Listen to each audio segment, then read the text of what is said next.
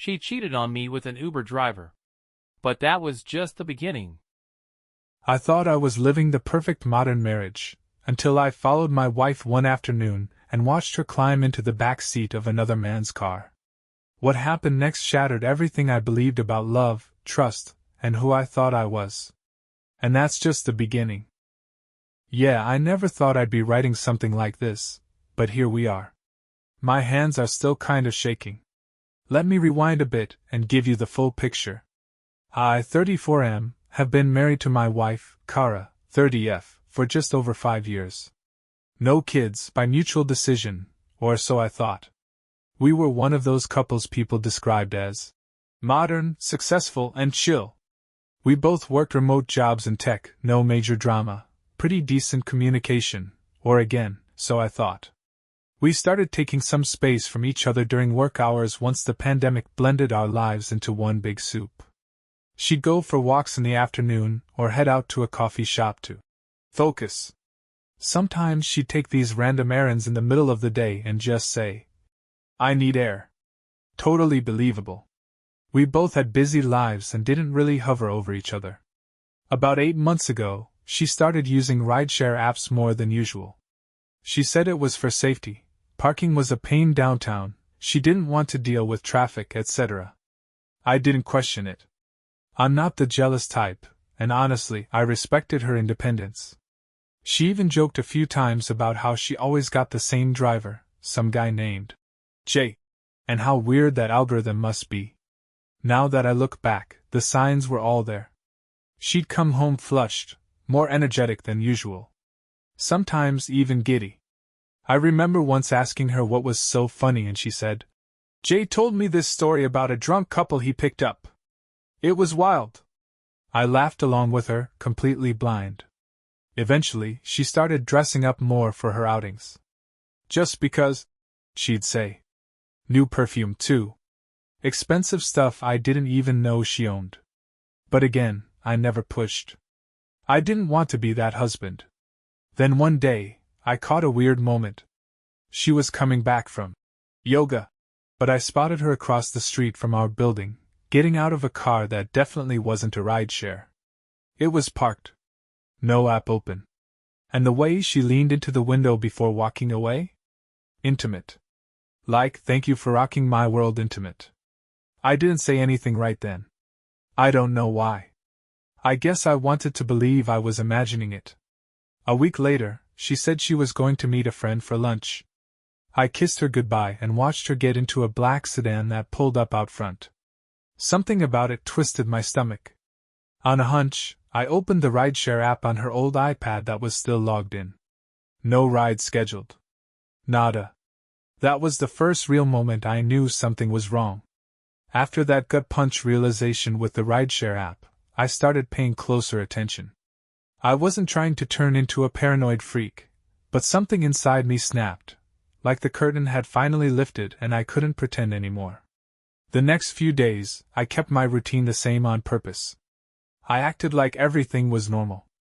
I kissed her goodbye when she left, asked about her day, even made dinner twice. But behind the scenes, I was connecting the dots. She'd claimed to be going to yoga twice that week, but the mat stayed in the coat closet. She had a favorite water bottle for classes, left untouched on the kitchen counter. Her leggings weren't even in the laundry. I checked the iPad again, still no rides scheduled. Nothing on the calendar. Just lunch with Jules and errands. I don't even think Jules exists. I've never met her. And my wife was always conveniently vague when I asked about her. One day, I watched her leave from the bedroom window. Same black sedan. This time, I grabbed my keys and followed. I stayed 2 cars behind, heart in my throat.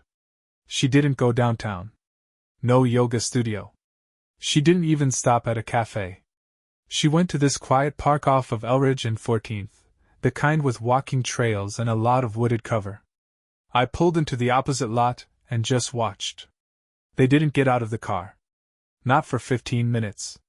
Then she stepped out first, hair a little messy, lips a little too red. I caught a glimpse of the driver. Youngish guy. Decent beard. smiling like he just won the damn lottery. She kissed him. Not just a peck. Hands on his face. Full-on kiss, like something out of a music video. I didn't confront her. Not yet. Instead, I drove home, parked, and sat in the driveway with my hands on the steering wheel like a zombie. She came in an hour later, humming. "Yoga was great," she said, tossing her jacket over the chair. "You want Thai tonight or something light?" I looked at her. Really looked. This woman who had lied to my face with such ease, like she'd been practicing. I just said, "Thai's good." Because I needed one more day. Just one more to figure out how I was going to burn it all down without setting myself on fire. And believe me, it only got worse from there. So here I was, eating pad thai with a woman who was kissing another man in a parked car barely an hour earlier. And she was talking about some TV show like she wasn't living a double life. I don't think I tasted a single bite. I couldn't sleep that night. I lay next to her, wide awake, listening to her breathing. Every time she rolled over and mumbled something like, "Love you," I felt like my skin was trying to peel itself off my bones. Next morning, she left early. Said she was getting brunch with Jules. There it was again, Jules. The ghost friend. I grabbed my keys and followed, heart pounding like a drumline in my chest. She didn't go to brunch. She didn't even go to a restaurant. This time, they met behind a closed smoothie place in a strip mall, on a Sunday. I parked behind a florist's van and watched them through the rearview mirror. Same guy. Same black car. They talked for a few minutes. Then she climbed into the back seat. I waited. 10 minutes. 15. Then I saw it. The car started rocking. Not subtly. Not even trying to hide it. My stomach dropped. There was a moment where my hands were shaking so badly I couldn't even open the door. I felt sick, like I might throw up or black out or both. But I had to see it for myself. I walked up slow, quiet, keeping low. The windows were fogged up, but when I got close enough, I saw her hands slam against the glass. It was like something out of a bad movie. And yeah, the sounds matched exactly what you're imagining. I stood there. Just staring. For a second, I didn't feel anything. Like my body turned off the emotion switch just so I wouldn't collapse. Then the rage hit. I banged on the trunk hard. She shrieked. I stepped around to the side, and she popped up, eyes wide, mascara smudged, hair a mess, sweater half off her shoulder. "Are you out of your mind?" I shouted. She tried to slam the door shut, but I grabbed it. She yelled at me, like I was the one interrupting her private moment. "What the hell are you doing?" she screamed, like I owed her an explanation. I looked at the guy. He wouldn't even meet my eyes. Just kept staring straight ahead like he wished he could vanish into his steering wheel. I said, "Get out of the car. Now." And that's when she totally lost it. She didn't get out of the car right away. Instead, she scrambled to pull her clothes together, her movements frantic and clumsy like a teenager caught by their parents. Her voice hit that pitch I hadn't heard in years, shrill, hysterical, laced with guilt but twisted into indignation. I stepped back, arms crossed, watching her stumble out of the car in a frenzy of excuses. Her eyes were wild, darting around like she was trying to find a version of this where she wasn't the villain. There wasn't one. And yet, somehow, she tried. She started yelling, not apologizing, not even acknowledging what I had just witnessed. Her voice cracked as she accused me of stalking her, of being creepy, of not trusting her. That's when I realized something I hadn't let myself believe until that moment. She'd probably done this more than once. This wasn't her first time. It wasn't even the first guy. The Uber driver, or whatever he was to her, just sat there, frozen. He never got out. Never defended her. Never said a word. He looked like a guy who was in way over his head and just wanted to disappear. Part of me almost felt bad for him. Almost. But her? There was no pity left. I let her scream herself out. I didn't argue. I didn't yell back. Something inside me had already shut off. Watching her flail in real time, seeing how quick she was to lie, to flip the script, it was like someone took a spotlight and finally illuminated all the cracks I'd been ignoring for years. She tried to walk past me, like she expected to just go home and have some dramatic fight, cry a little, maybe sleep it off and apologize in the morning. But I didn't follow her. I didn't say another word. I turned, walked back to my car, and drove away. I didn't go home. I couldn't. I sat in a gas station parking lot for nearly an hour with the engine running and no idea where to go. I called my best friend, something I rarely did, and told him everything. He didn't even let me finish before saying, "You're staying with me." That night I crashed on his couch. She blew up my phone, texts, calls, voicemails. All over the place. One minute she was apologizing, the next minute blaming me for not being there for her emotionally. Said she felt lonely and needed to feel wanted. As if screwing a rideshare driver in a parking lot was some cry for help I was supposed to respond to with understanding. By midnight, I had blocked her number. At 8:02 a.m. the next morning, I called a divorce attorney. And that's when the real chaos started. Filing for divorce felt surreal at first, like I was watching someone else do it. But once I walked into that attorney's office and sat down across from a calm, sharp-eyed woman named Marissa, the gravity settled in. She listened, didn't flinch, didn't interrupt. Just nodded as I told her about the affair, the lies, the emotional whiplash of the past few days. "I want it clean," I said.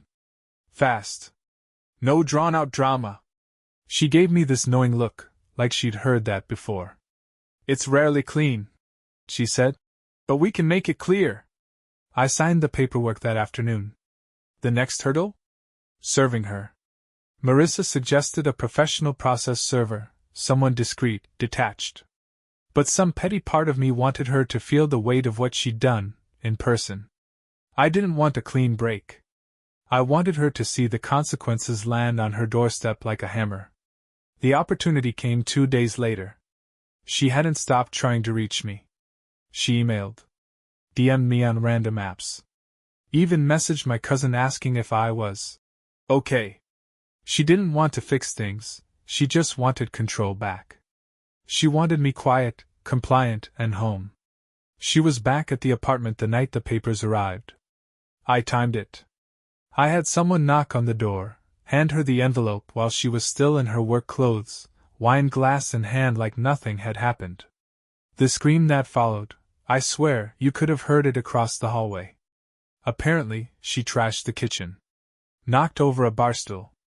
Texted my friend to say I was ruining her life.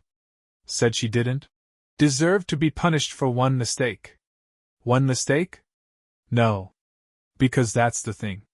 A few days later, I got a message from a woman named Rachel. She found me through a mutual friend on social media. Said she wasn't trying to stir the pot, but figured I deserved the truth. Turns out, my wife had been doing this for at least a year. Different men. Different drivers. Different cover stories. There was a bartender, a client, from work, and yeah, another Uber driver before this one. Jay wasn't the first. He was just the one I caught her with. Rachel used to work with her. Said my wife bragged about being able to have fun without getting caught. She apparently called me too trusting behind my back. I won't lie, I read that message about 6 times. My hands didn't shake this time. I didn't feel anger or heartbreak. Just this cold, heavy clarity. She'd been gone long before I caught her. And now, I was finally catching up. I knew she'd spin a narrative, but I didn't expect the speed or intensity of the smear campaign. Within 48 hours of being served, she was already laying groundwork. Friends I hadn't heard from in months suddenly started texting me vague, uncomfortable questions. "Hey man, heard some stuff, everything okay?" One even had the audacity to ask if I'd been abusive. Turns out she'd been telling people I was cold, emotionally distant, possibly cheating myself. A masterclass in projection. The irony of it all was almost laughable. Mutual friends split like oil and water. Half of them didn't want to take sides, but silence felt like betrayal when I knew they'd heard her version of events and never once asked for mine. The other half, closer to me, cut her off immediately. One even sent me screenshots of texts she'd blasted in a group chat, calling me manipulative and unstable. Said I was obsessed with control, whatever that meant. This from the same woman who couldn't go a week without deleting her browsing history and changing her phone passcode. But I kept quiet. I didn't post anything. Didn't reply to the group chat. I let her run her mouth while I got my ducks in a row. Then came the day I had to go back to the apartment. It was scheduled, coordinated with my lawyer. She wouldn't be there, supposedly. I brought 2 friends with me, just in case. They stood by as I packed up my things. Clothes, hard drives, tools, my guitar, some books she never touched. The essentials. It felt like robbing a house I used to live in, except everything in it had a sour, used-up energy. The whole place smelled like her new perfume, the one she started wearing when she began seeing Jay. I was about done when I opened the kitchen drawer where we used to keep chargers and junk. On top of a pile of batteries and rubber bands was a folded note. I almost tossed it, assuming it was old mail or a grocery list. But I recognized the handwriting instantly, hers. It was addressed to someone named L. I wasn't L. The note wasn't long, but it was graphic. Thanking him for last weekend. Saying she hadn't felt that kind of connection in years. Called him the only person who really sees me. It wasn't Jay. It wasn't the bartender. It was someone else entirely. I read it once. Then again. Then put it back exactly where I found it. I didn't take it. Didn't photograph it. I wanted it to stay there. Like a landmine for the next poor soul who thought they knew who they were dealing with. We left 20 minutes later. I didn't say goodbye to the place. Didn't look back. She texted me that night, some performative message like, "Hope you got everything you needed." No mention of the note. I just replied, "I got more than I expected." 2 weeks after I moved out, I made the mistake of showing up to a mutual friend's birthday party. I wasn't planning to go, but I needed the distraction, and our friend Alex had always been good to me. I figured it would be safe. It wasn't. She showed up an hour in. Late, loud, and dressed like she was trying to win something. The room shifted. People suddenly got quiet, avoided eye contact. She acted like nothing had happened, hugging people, laughing, even pouring herself a drink like she hadn't lit a grenade, and walked away. She made her way toward me, smiling like we were old classmates bumping into each other at a reunion. I turned away before she could speak. Just walked outside. She didn't follow, thank God. But the real surprise came 2 days later. I got a message from an account I didn't recognize, Sarah. She said, "Hey, you don't know me, but I think we've both been screwed over by the same people." Turns out she was Jay's girlfriend. She had found texts, photos, GPS data from his Uber logs. Apparently, while my wife was calling me controlling, she was blowing up his phone at all hours. Sarah said they'd been together for almost a year. The overlap? Ugly. We talked for an hour. Shared timelines, details. Sarah had confronted him, and he admitted everything. Claimed it just happened, and that he didn't think it was serious. That night, for the first time since all this began, I didn't feel angry. I felt free. The thing they don't tell you about betrayal is how long the silence lasts after it's all over. You expect rage, tears, late-night phone calls. And sure, some of that happens. But eventually it just stops. They move on. Or pretend to. And the world gets quiet in a way you didn't anticipate. That's where I was, post-divorce paperwork signed and filed, sitting in a tiny rental apartment that smelled like fresh paint and emptiness. My days were a weird mix of routine and emotional landmines. I went to work, I ate dinner alone, and I deleted more photos than I cared to admit. And then, like clockwork, she started creeping back in. It began small. An email about a package she found that might be mine. It wasn't. A forwarded Spotify playlist with no message attached, just full of songs we used to listen to on road trips. Then came the longer messages, dripping with nostalgia, self-pity, and revisionist history. I didn't mean to hurt you. I just got lost. You were always the steady one. I didn't know how to handle that. She said things like she missed us, like there was still an us to miss. I didn't respond. I couldn't. Every time I thought about replying, I'd picture her in the back seat of that car, hair messy, eyes wide, lying to my face like it was nothing. A few weeks later, I bumped into her at a grocery store of all places. It was surreal. She looked thinner, a little hollow in the face, and she had that same fake smile she always wore when she wanted something. She acted surprised, but I'm almost positive it wasn't a coincidence. She asked how I was, called me by the nickname she used to use back when things were good. I nodded, gave her one-word answers, and kept it moving.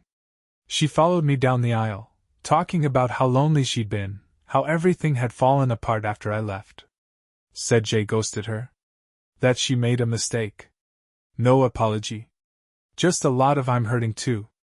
I cut her off mid-sentence. I'm not your therapist, I said, dropping a box of pasta into my basket. You made your bed. Don't expect me to crawl back into it with you. Her face crumpled for a second, then she got angry. Said I was being cruel. That I wasn't even trying to understand. But that's the thing, I did understand. She wasn't sorry for what she did. She was sorry she got caught.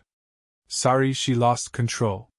Sorry the safety net she expected me to be had finally vanished. I left without checking out. Just walked out of the store and drove around for an hour. Windows down. Music loud. And for the first time in what felt like months, I actually breathed. I wasn't just out of the marriage. I was out of her orbit. A few weeks passed after that grocery store ambush. She went quiet again, probably licking her wounds or chasing validation somewhere else. I kept to myself. Therapy twice a month, the gym when I had energy, and way too many late-night YouTube spirals. It was calm. Still a little raw, but calm. Then I got a message from an old friend, Dan.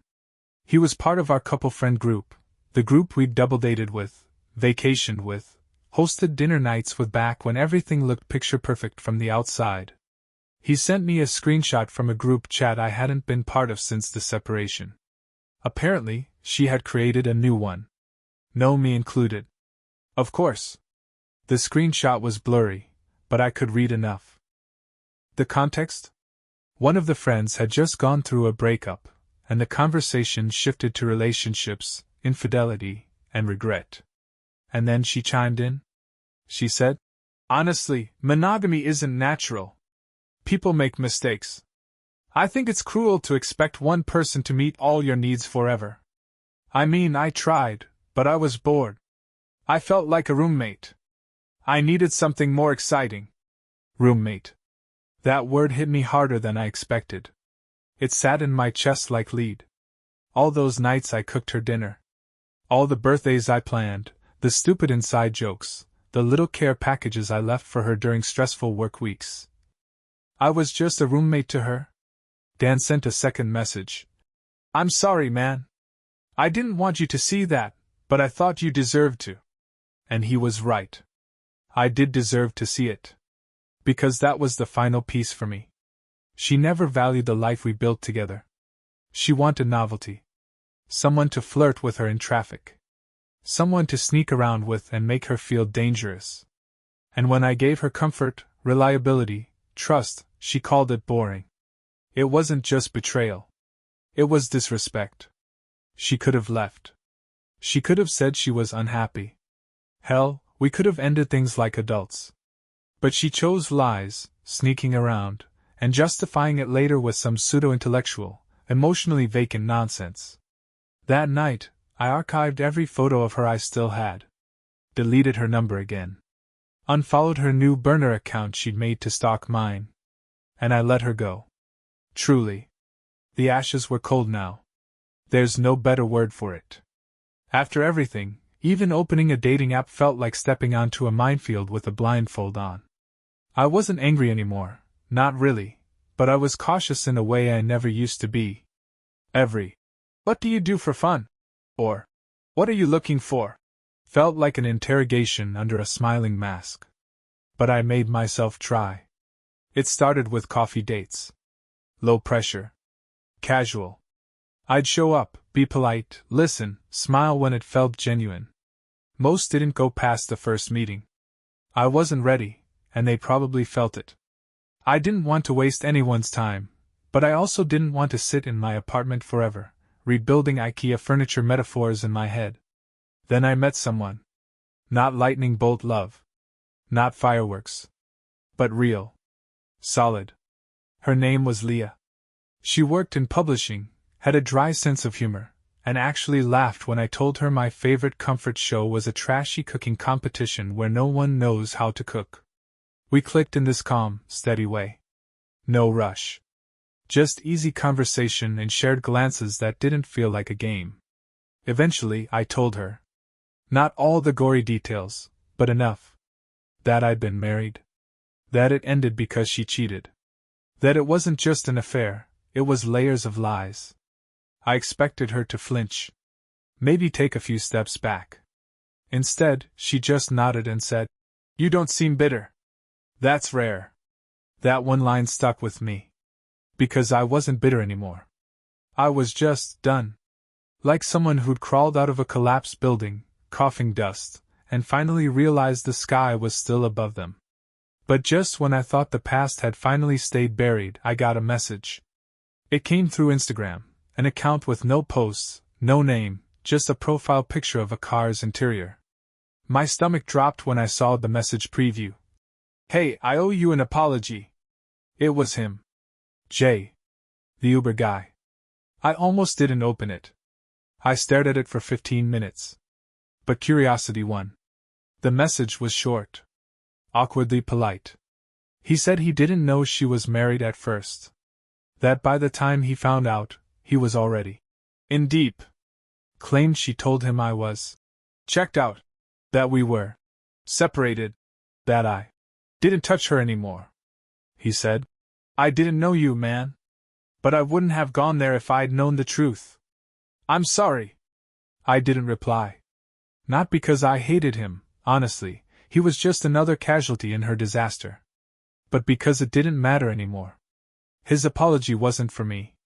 It was for himself. To make peace with the part he played. And that was fine.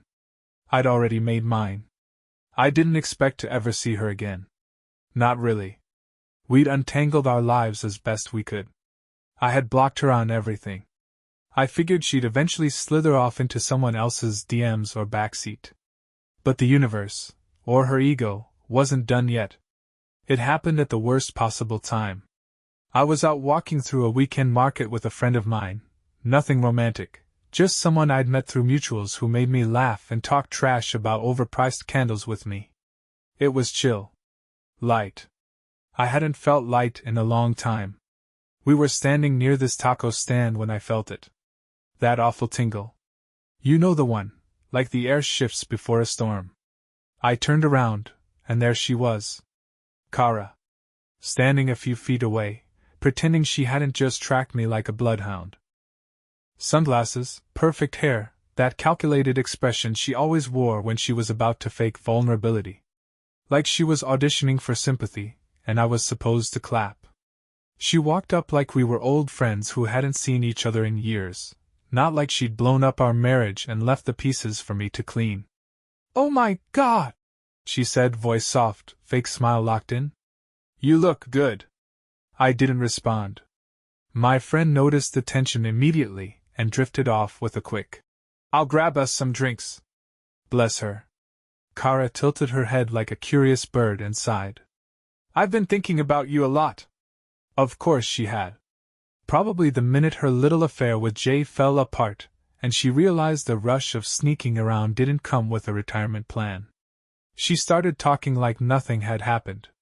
No apology, no accountability, just vague statements about missing our connection, and how she didn't appreciate what we had until it was gone.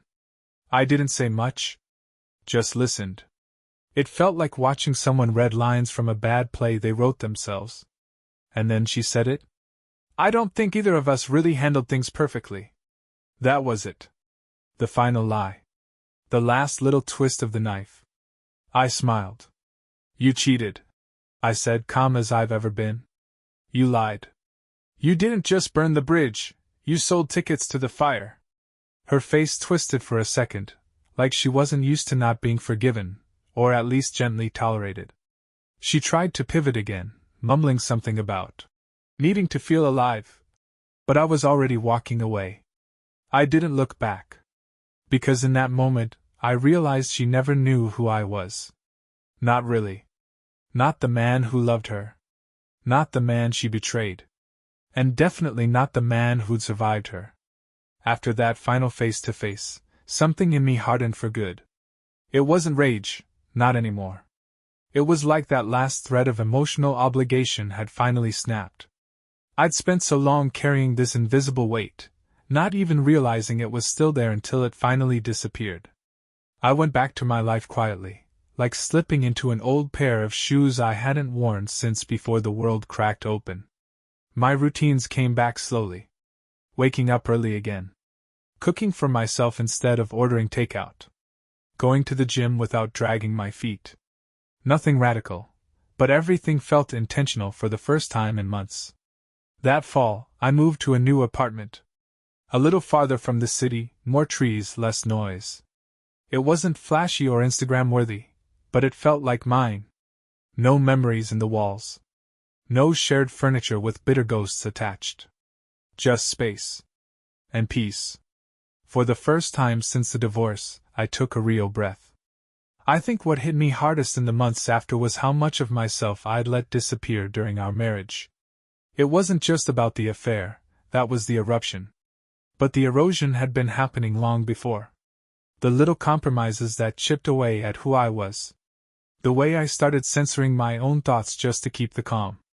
Always making space for her chaos while quietly shrinking myself. She had a way of making her dissatisfaction feel like my failure. She never screamed. She just sighed. Looked away. Grew distant. Made me chase her emotionally, like if I could just fix one more thing, she'd look at me the way she used to. But she never really wanted fixing, she wanted control. And I gave it to her, piece by piece, until I barely recognized the guy in the mirror. Looking back, I think she loved the way I loved her, but not me. She liked the pedestal, the attention, the stability I gave her while she danced with danger behind my back. I was the life raft, and she kept jumping into the storm for fun. Eventually, I stopped wondering why she did it. There's no neat answer to that kind of betrayal. It wasn't about me. It was about her emptiness, and how she tried to fill it with flings, secrecy, and control. She just happened to burn me along the way. That fall, I got a letter in the mail. From her mom. It wasn't long. Just a few lines in shaky handwriting, thanking me for being patient with her daughter, and apologizing for what the family put me through. She didn't ask for reconciliation. Didn't defend her. Just quietly acknowledged the damage. It hit me harder than I expected. Not because I needed the apology. But because for the first time, someone connected to her saw it clearly, and said so. That tiny moment of recognition felt like closing the last door of the house we built together. A house full of cracks, lies, and a foundation I never realized was sinking beneath me. I didn't respond. But I kept the letter in a drawer. Not out of sentiment. But because sometimes survival deserves proof. I thought the story was over.